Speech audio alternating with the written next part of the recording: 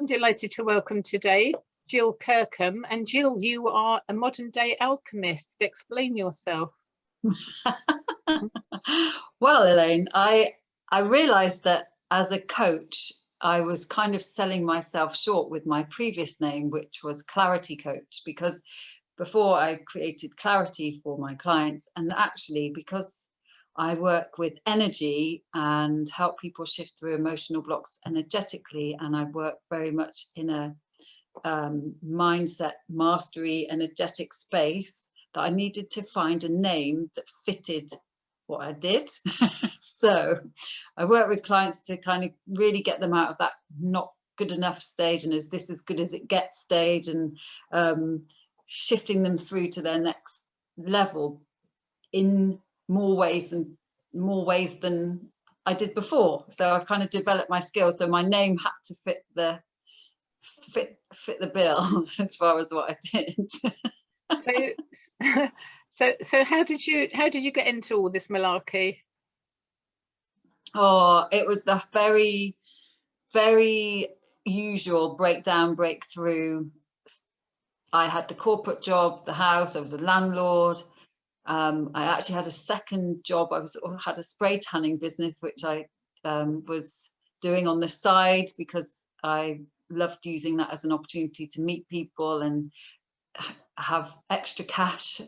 And yeah, I was very much in this go state and financially driven, and my value system was all over the place as far as what I looked like, what I drove, all of that kind of stuff. And then my world came crashing down. Everything went boom, boom, boom, boom, boom. And there was a load of family stuff going on. And I sort of found myself almost in a heap on the floor going, is this as good as it gets? Is this what human behavior is about? And I've always been really wanting to fix people and help people. And it was probably part of validation a long time ago, but now I can help people in a really nice boundaried way, because I had to go the hard way through working out what human behavior was about, and then clicked in all of my spiritual gifts. They just kind of have come back online as I've done all the training. So I became a trauma release coach, did 18 months training in that, psychic skills, mediumship skills.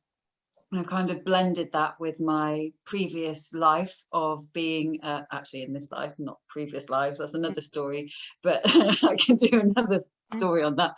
But as a relationship sales expert, so corporate sales, and before that I was an estate agent, don't tell anyone, and got a degree in property management and investments. So I've got very kind of deep selling all around connections with people background, and how to create people, match people with their desires. And now it's gone even further, so it's how vibration of language works. How do we connect people, how they're talking, how they're expressing themselves, how are they feeling, what's holding them back.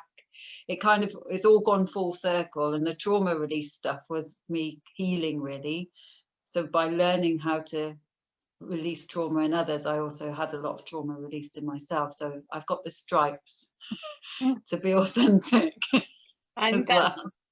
that's so important, because when you're dealing with anybody, you know, it's all very well, you know, people talk about empathy, but is it empathy or is it sympathy? And a lot of people confuse that, don't they? They say, oh, there, or you poor thing, or this, that, and the other. But when you've actually walked the talk, you know, when you've walked through whatever it is the client is dealing with, you really can truly empathize with them.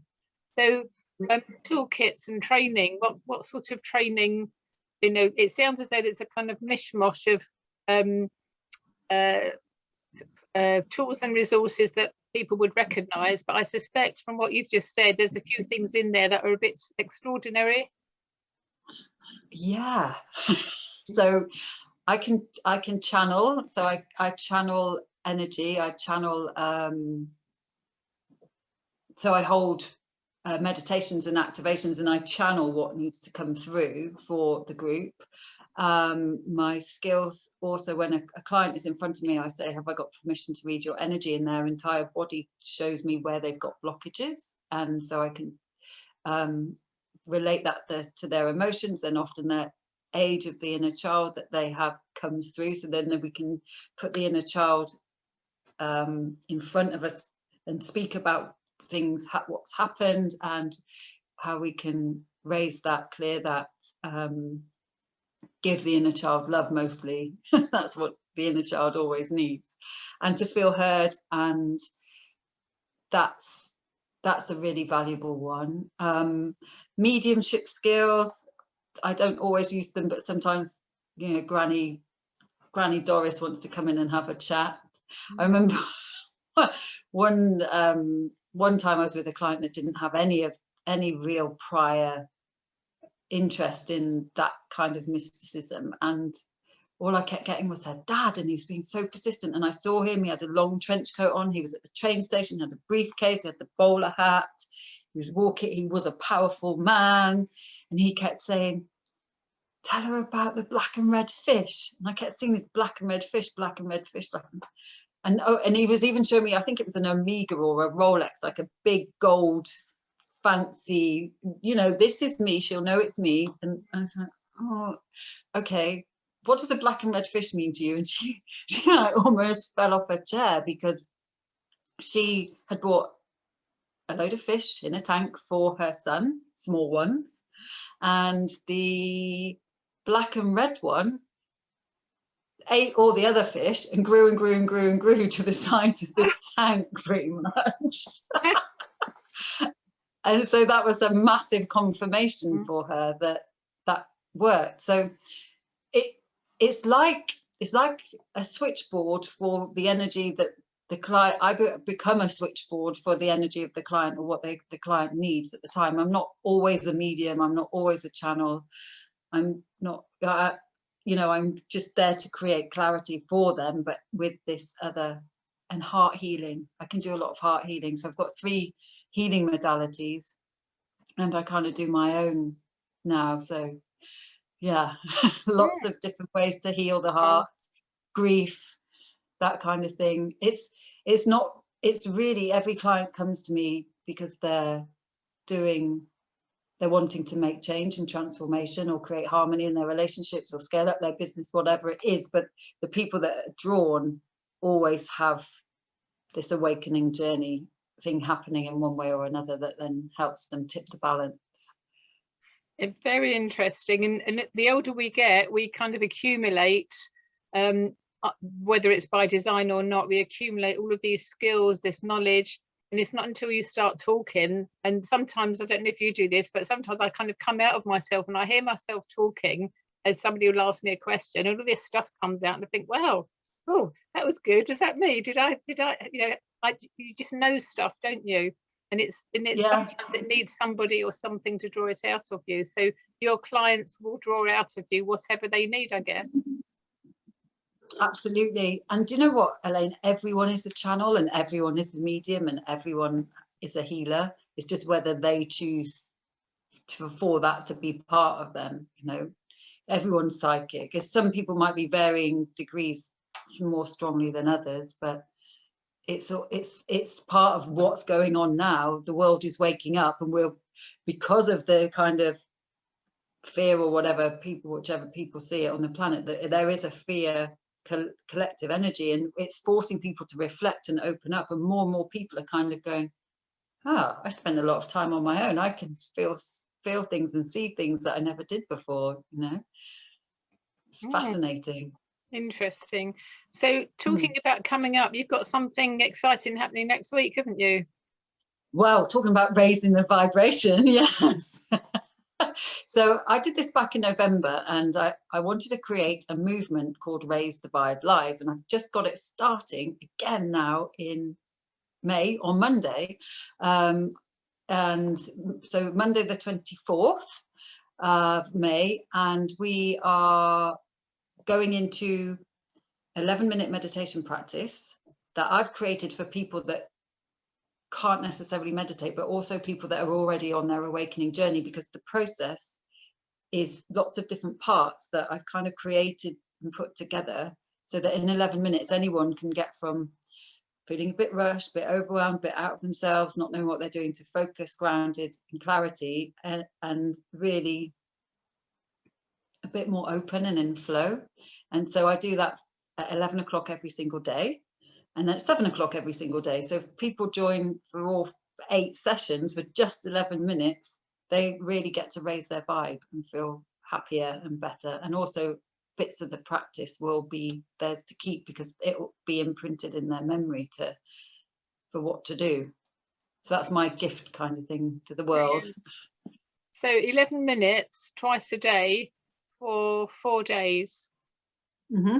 And so the cost of £11 is no coincidence, it's 11 for 11. So why 11 o'clock? Why 11 o'clock? Why 7 o'clock? Are they magic times? Just because it was 11 minutes at 11 o'clock, and 111 is like a really healthy number for moving things forward.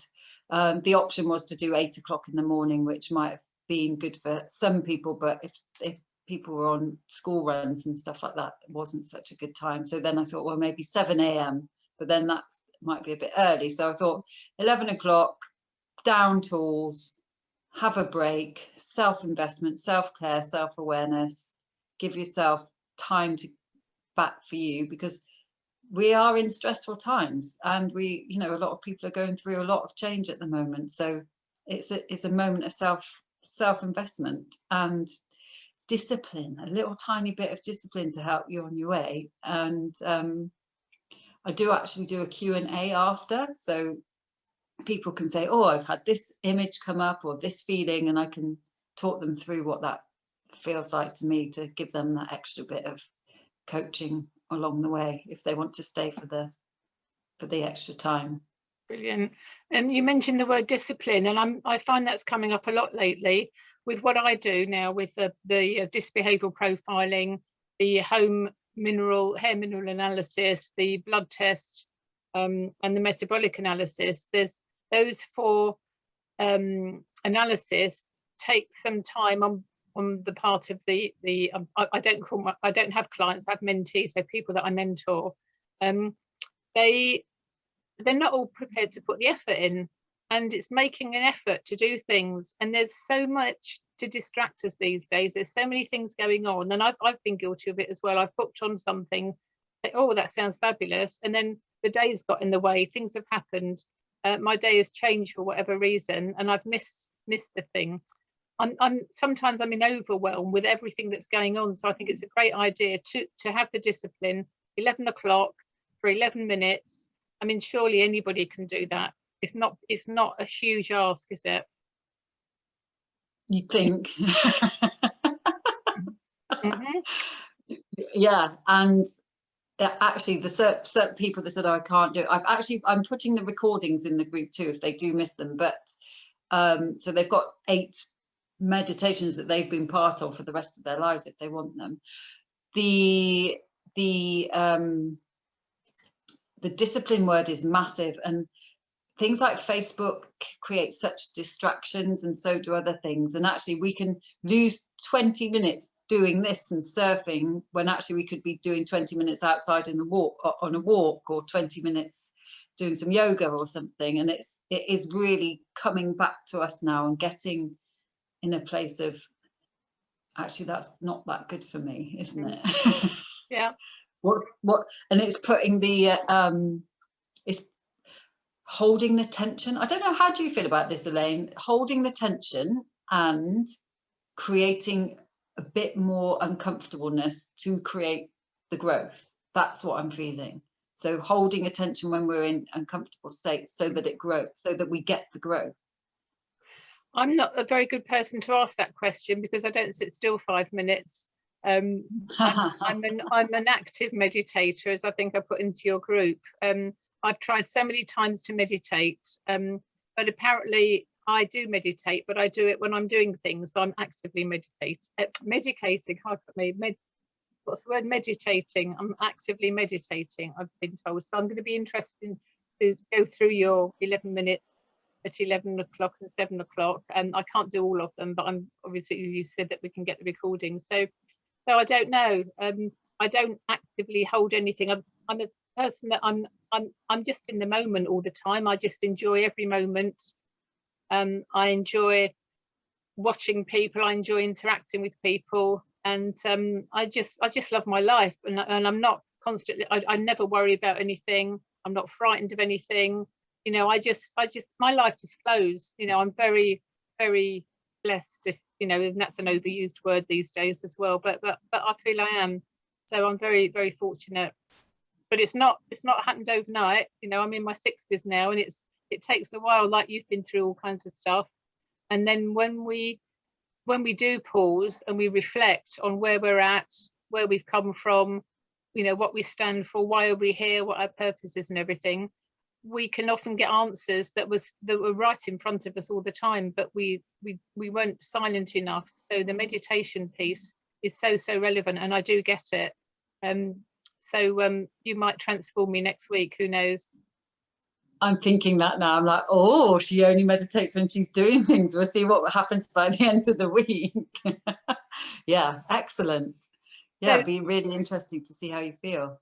So tell people how they can plug into your Raise the Vibe. Okay, so the best place to do this is follow the link. So maybe we'll put a link under the video, and it's on a landing page that isn't live on my website, but if you go to gillkirkham.com, there's a link on the homepage if you don't get the link here. So yeah, it's gillkirkham.com, and then the second segment down on the homepage is a link straight to Raise the Vibe Live. So you can do it that way. And you have a Facebook group as well, don't you? I have a Facebook group called Awakened Events. I've also got a membership called Luminous, but you have to be a member for that and come and have a discovery call before to see if you'd like to be in Luminous. Yeah, that's a whole nother thing. And what is Luminous? You can't just throw that into the conversation and leave it. What is Luminous? Okay, then. Potential members, who knows? The Luminous Collective is a community that I take people on a bit of a journey. So basically entrepreneurs on their awakening journey that are bringing their light into the world, because obviously the light and luminous, I've put that together. So people that are growing their business and they want to have some coaching with me, and we have masterclasses and their workshops, and we refine them in this before they take them out to the world. We talk about any of their relationship stuff or their anything in a group setting rather than one-to-one setting. The added luminosity is I do full moon and new moon group meditations in there, so they're activations. So this is where the channeling comes in twice a month, and also twice a month on the other sides of the moon I do Actualizing Academy and Intuition Academy. So anyone who's intuitive gets to really use their intuitive muscle. So it's, once a month, let's get ourselves really intuitive, and it really helps build that intuition muscle and the manifesting muscle. Interesting. So that can be found via gillkirkham.com. Yep, gillkirkham.com/luminous. Fabulous. Well, it's been lovely speaking with you, Gill. Best of luck next week with your Raising the Vibe. It sounds an ideal, perfect introduction for me, certainly for anybody else who's not had the discipline up to now to sit and meditate. 11 minutes at 11 o'clock sounds perfect to me. Can't wait to have you there, Elaine. Thank you very much for having me today as well. Really, really appreciate it. Fabulous. Thank you.